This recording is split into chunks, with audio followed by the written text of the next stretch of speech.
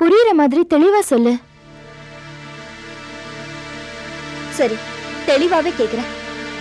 நானும் ரமேஷும் பைக்ல வந்தது அண்ணா கிட்டயோ அம்மா கிட்டயோ போட்டு கொடுத்தீங்களா? இல்லையே, இது நான் யார்கிட்டயும் சொல்லல. அதுவும் இல்லாம அதுவும் எனக்கு தப்பா படலையே. அம்மாவோட பேச்சுல ஏதோ வித்தியாசம் இருக்கு. நான் மறுபடியும் சொல்றேன் நிர்மலா, நீ ரமேஷ் கூட பைக்ல வந்தத நான் பெரிய விஷயமாவே நினைக்கல. அத நான் எப்பவும் மறந்துட்டேன். சரி, உங்ககிட்ட தெளிவா நான் ஒண்ணு சொல்லிக்கிறேன். இனிமே என் விஷயத்துல அனாவசியமா தலையிடாதீங்க.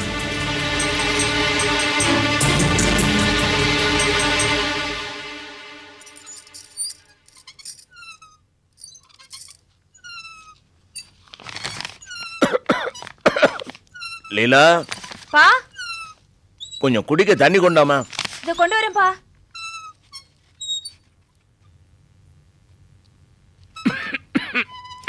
இந்தாங்கப்பா.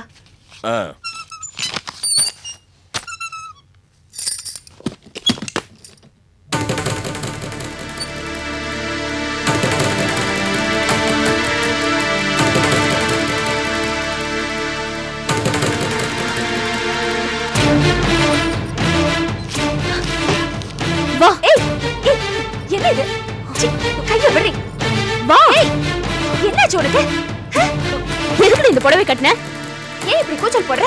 என் புடவை துவைக்கல, அதான் இதை கட்டிக்கிட்டேன். துவைக்கலனா இதை எடுத்து கட்டிப்பியா? இது யாருக்கும் தெரியாம என் பெட்டியில மறைச்சு வச்சிருந்தேன், அதை எடுத்து கட்டிக்கிட்டேன். உன் கூட பெரிய ரோதனையா போச்சு தெரியுமா? உலகத்துல என்னது ஸ்பெஷல் புடவையா? ரொம்ப தான் அழுத்திக்கிறேன். ஆமா, ஸ்பெஷல் புடவை தான். உன்னை யாரு கட்ட சொன்னாங்க? மரியாதையா அவுத்து வச்சுட்டு வேற சாரி கட்டிக்கோ. முடியாது. முடியாதா? குடி விஜய், சாரி குடி. குடி விஜய் சொல்றேன். குடி. என்ன திரகல? உன் புடவையோ கட்டிக்கிட்டானா? இந்த வீட்டுல அக்கா தங்கச்சியோ ஒருத்தர் புடவை இன்னொருத்தர் கட்டுறது இல்லையா? என்னாச்சு உனக்கு திடீர்னு? அப்பா வந்து இந்த மாதிரி சின்ன விஷயத்துக்குலாம் ரகலை பண்ணாதீங்க, எனக்கு பிடிக்காது. பொறுப்பா நடந்துக்கு. நீ ஏன் புடவை எல்லாம் கட்டுற?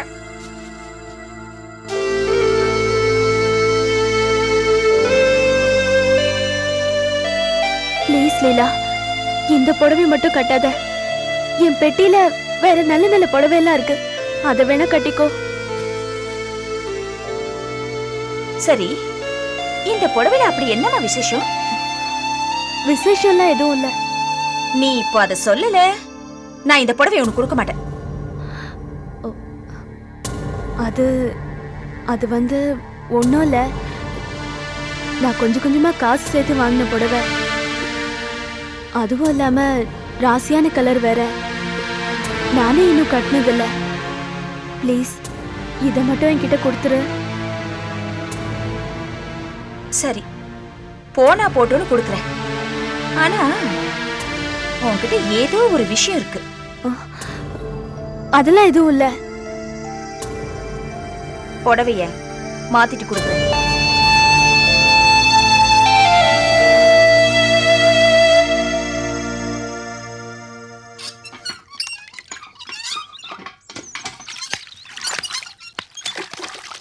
சரோ, என்னங்க இவ்வளவு லேட்டா வரீங்க? வேலை இருந்துச்சு. மத்தியான சாப்பாட்டை இவ்வளவு லேட்டாவா சாப்பிடுறது? வாங்க.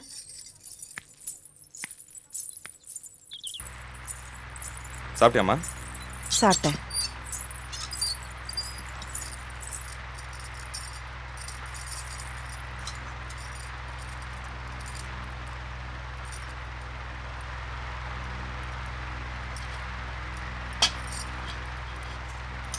என்னங்க, ஓடி ஆடி வேலை செய்யறது எதுக்காக?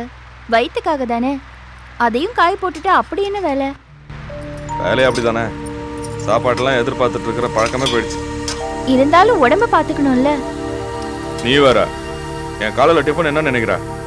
ஒரு 2 மசாலா வடை, 4 டீ, அதோட முடிஞ்சு போயிடும். இப்போ நீ வந்ததுக்கு அப்புறம் தான் ஒரு 3 நாளா டிஃபனே சாப்பிட்டுட்டு இருக்கேன். ஏண்டா, நீ வேலை போய் வீட்டுல சும்மா கிடந்த, டிஃபன் சாப்பிட்ட. வேலைக்கு போகும்போது நீ டிஃபன் கேட்டு நான் தரமாட்டேன்னு சொன்னேனா? அம்மா, நான் உங்களை ஒன்றும் சொல்லல, அப்படி அமைஞ்சு போச்சுன்னு சொன்னேன். நீங்க ஏமா கோச்சுக்கிறீங்க? பின்ன என்னடா, பழசு எல்லாம் மறந்துட்டு திடீர்னு இப்படி ஒரு பேச்சும் வாயிலிருந்து வரலாமா? எதையும் பேசுறதுக்கு முன்னாடி ஒரு தடவை நல்லா யோசனை பண்ணிட்டு பேச பழகு. என்னங்க சாப்பிடல? இல்ல, ரொம்ப லேட் ஆயிடுச்சா? வயிறு ஒரு மாதிரி இருக்கு. இனிமே நான் வேணா நீங்க வேலை பார்க்குற இடத்துக்கே மத்தியான சாப்பாட்டை கொண்டு வந்துடுறேன். இந்தாம்மா, இந்த வீட்ல பொம்பளைங்க வெளியில போற பழக்கம்லாம் கிடையாது. சாப்பாடு கொண்டு போறேன்னு வெளியில சுத்துறது, ஊரை சுத்துறதெல்லாம் எனக்கு கொஞ்சம் கூட பிடிக்காது.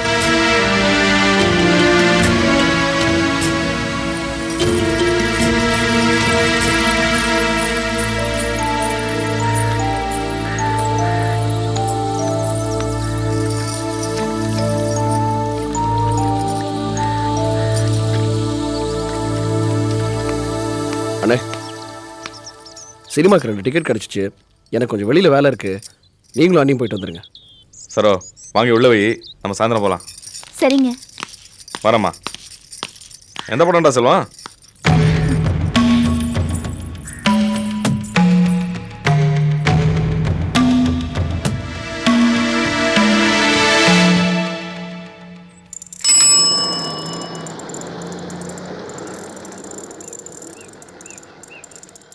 பழனி, அவ்வளோ பெரிய ஆளா நீ? எப்போ வரேன்னு சொல்லிட்டு எப்போ வர? கொஞ்சம் வேலை இருந்துச்சுண்ணே. இப்போ அண்ணாங்கிற அன்னைக்கு ஃபோனில் ஏதோ ஒரு வார்த்தைக்கு சொன்னால் வார்த்தைக்கு டா போட்டு பேசுகிறேன் நீ. அட என்னண்ணே, முதலாளி நம்ப வேண்டாமா? நான் ஃபோன் பேசி முடிச்சதுமே என்னடா மாணிக்க குரல் மாதிரி இருக்குன்னு அவர் கேட்குறாரு. இருக்காதா பின்ன? எத்தனை வருஷ பழக்கம் மறக்குமா? சரி, என்ன விஷயண்ணே? இல்லை, இந்த சுந்தரம் லாரி சர்வீஸில் புதுசாக பொறுப்பெடுத்திருக்கேன்ல. ஆமாம். அதை நல்ல நிலைமை கொண்டு வரணும். அதுக்கு உன்னோட உதவி தேவை. நான் என்னென்ன பண்ண முடியும்? நான் சிவசாமி ஐயா கிட்டல வேலை செய்கிறேன். நீ அங்கே வேலை செய்கிறதுனால தான் சொல்கிறேன், உன்னால் எனக்கு உதவி பண்ண முடியும். இல்லைண்ணே, வேணாண்ணே. ஏன்? அது தப்பு இல்லையாண்ணே? ஏதோ சின்னதாக தப்பு பண்ணியிருப்பேன். நீ எனக்கு செய்ய வேண்டியதான் சின்ன சின்ன காரியங்கள் தான். உனக்கு என்ன வேணும்னு சொல்லு, நான் கவனிச்சுக்கிறேன். சரி, செஞ்சிடுறேன். என்ன செய்யணும்னு சொல்லுங்க. இதுதான் பொழைக்கிற பிள்ளைக்கு லட்சணம். அது வேற ஒன்றும் இல்லை பழனி. அங்கே வர பார்ட்டிகளை என்கிட்ட தள்ளி விடணும். ஆச்சா? அவங்கக்கிட்ட என்னோட லாரி சர்வீஸ் பற்றி பெருமையாக சொல்லணும்.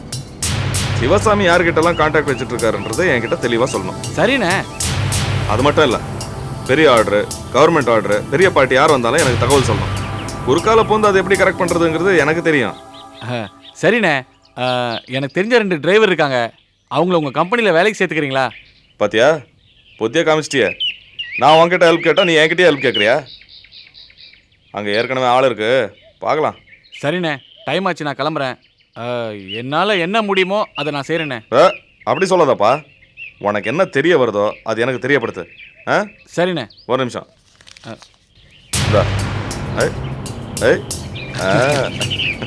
கிளம்பு.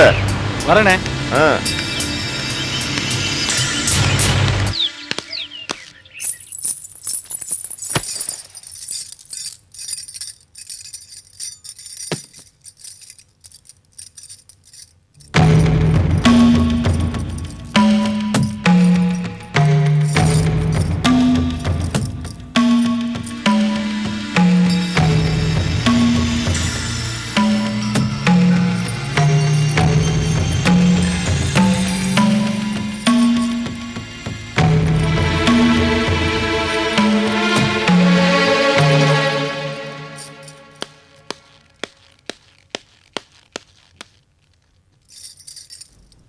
என்ன சரோ, மத்தியானமே சாயந்தரம் படத்துக்கு போலான்னு சொன்னேன், இன்னுமா ரெடி ஆகல?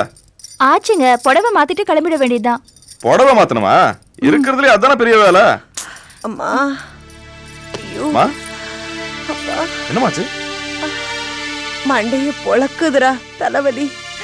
மாத்திரை ஏதாவது போட்டீங்களாமா? போட்டேன், கேட்கல. இது வெறும் மாத்திரைக்கு கேட்கிற தலைவலி மாதிரி தெரியலடா. அத்தை, சூடா காஃபி போட்டு தரட்டுமா? மாத்திரை போட்டே கேட்கல, காப்பி குடிச்சா கேட்க போகுது. இப்ப என்ன பண்ணலாமா? ஐயோ ஐயோ, மண்டையே வெடிச்சிரும் போல இருக்கே. மாணிக்கம், என்ன டாக்டர்கிட்ட கூட்டிட்டு போறியாடா?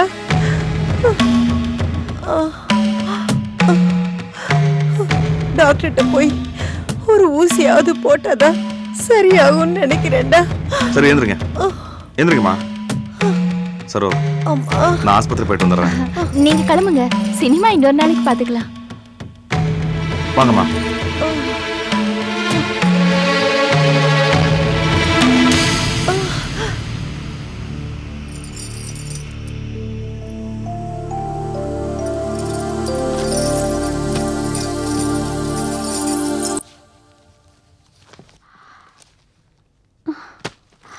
நிர்மலா, எனக்கு ரொம்ப டயர்டா இருக்கு. நான் போய் ஃபேஸ் வாஷ் பண்ணிட்டு வரேன். நீ அது வரைக்கும் உட்காந்து படிச்சிட்டு. பரவாயில்ல, மெதுவாவே வா, நான் வெயிட் பண்றேன். சரி. ஹாய் நிர்மலா. பார்த்து. ஓகே. எப்போ வந்த? இப்பதான் ஒரு 5 நிமிஷம் இருக்கும். என்னது பெரிய ஸ்டேஷனரி ஷாப்பே அள்ளிட்டு வந்திருக்கீங்க?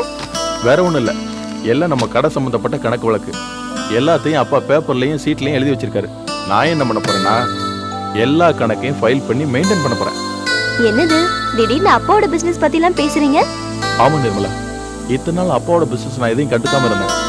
இனிமே வெட்டியா பொழுது போக்காம நானும் பிசினஸ் கவனிக்கலாம் முடிவு பண்ணிட்டேன். பரவாயில்லையே, நல்ல முடிவுதான். என்ன ரமேஷ்? என்னப்பா? என்னது நிறைய வாங்கிட்டு வந்துட்ட? ஆமாப்பா, தேவைப்படுதுல்ல. இனிமே கடையோட கணக்கு வழக்குல எந்த குழப்பமும் இல்லாம நானே பாத்துக்க போறேன். வேலைக்கு போற ஐடியாவை சுத்தமா விட்டுட்டியா? நீ அப்பாவை மாதிரி காய்கறி மார்க்கெட் ஆசாமி தானா? ஆமா, வேலை கிடைக்கும் போது கிடைக்கட்டும். என்ன சொல்ற நிர்மலா? ஆமா அங்கிள், சும்மா இருக்கிறதுக்கு பிசினஸ் பாத்துக்கலாம்ல. ரொம்ப சரியா சொன்ன. ஆமா நிர்மலா, நீ என்ன ரமேஷ்க்கு சப்போர்ட் பண்ண ஆரம்பிச்சிட்ட? அதானே. அப்பா, கொஞ்ச நாளாவே நிர்மலாவுக்கும் அண்ணனுக்கும் ஒரு தனி அண்டர்ஸ்டாண்டிங் ஓடிட்டு இருக்கு. அடி கழுதை, வர ஒண்ணு. ஏய், கையில மாட்டு.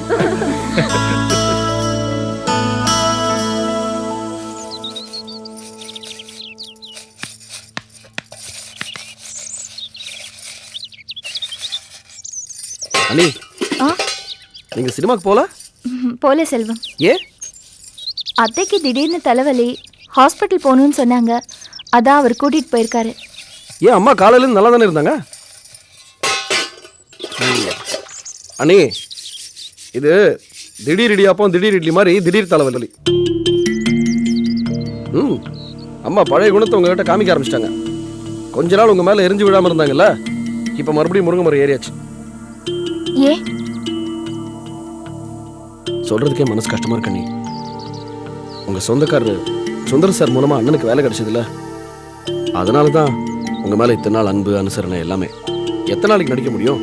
அதான் பழைய குணத்தை காட்ட ஆரம்பிச்சிட்டாங்க. இப்பெல்லாம் நான் அதை பத்தி வருத்தப்படுறதே இல்லை. ஏன் நீ? உங்க அண்ணன் என் மேல பிரியமா இருக்காரு, அதுவே எனக்கு போதும். மத்தவங்க எப்படி இருந்தாலும் எனக்கு கவலை இல்லை.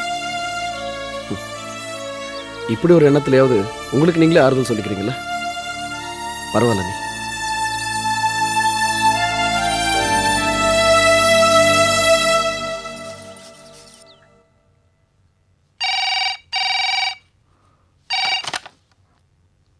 வணக்கம், சிவசாமி பேசுகிறேன். சொல்லுங்க சார், சௌக்கியமா?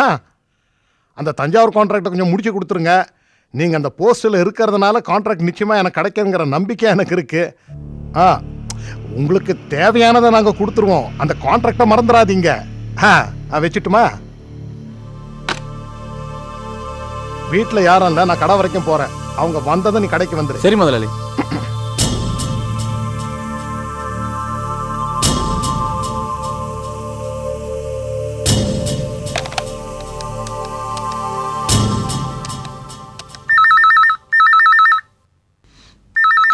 ஹலோ.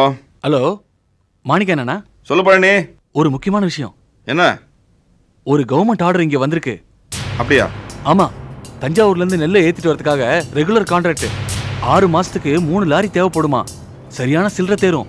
நம்ம முதலாளி அதை தான் ட்ரை பண்ணிக்கிட்டு இருக்காரு. சரி சரி, அந்த கான்ட்ராக்டை எந்த பக்கம் திருப்பி விடுறதுக்கு யாரை பார்த்தா வேலை முடியும்? ஏதாவது டீடைல்ஸ் இருக்கா? நம்ம சிவில் சப்ளை ஆபீசர் மனோகர்னு ஒருத்தர். நுங்கம்பாக்கத்துல தான் வீடு, நம்பர் 27, பூக்கார தெரு. சரியான தண்ணி வண்டியா. அப்படியா? ரொம்ப வசதியா போச்சு. நீ கவலைப்படாத, நான் பாத்துக்கிறேன். சரிண்ணே, யாராவது வந்துட போறாங்க, போனை வச்சிடுறேன். ஓகே.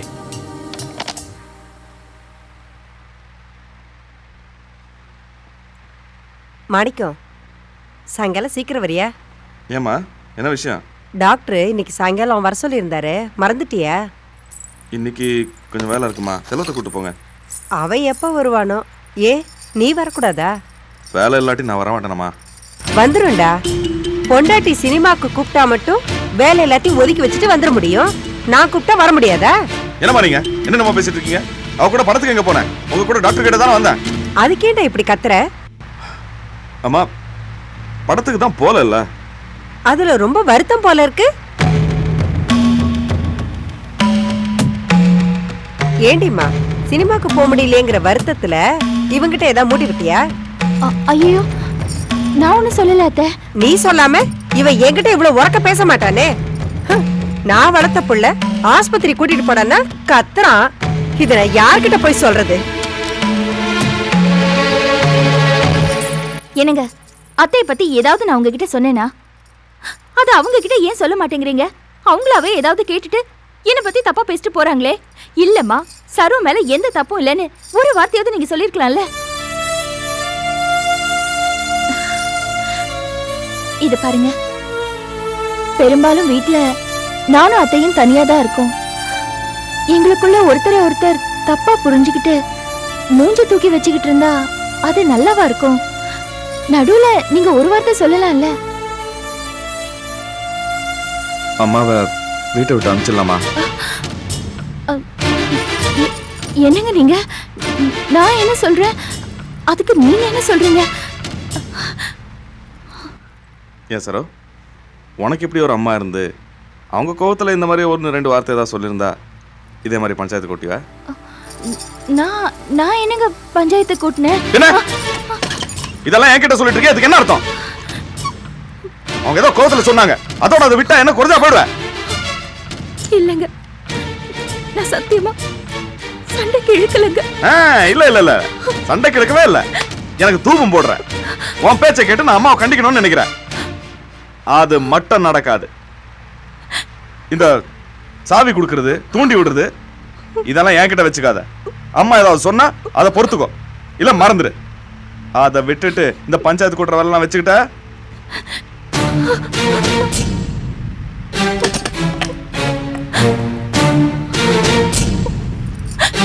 சரோ, சாயந்தரம் அம்மாவை நீயே ஆஸ்பத்திரி கூட்டிட்டு போயிடு.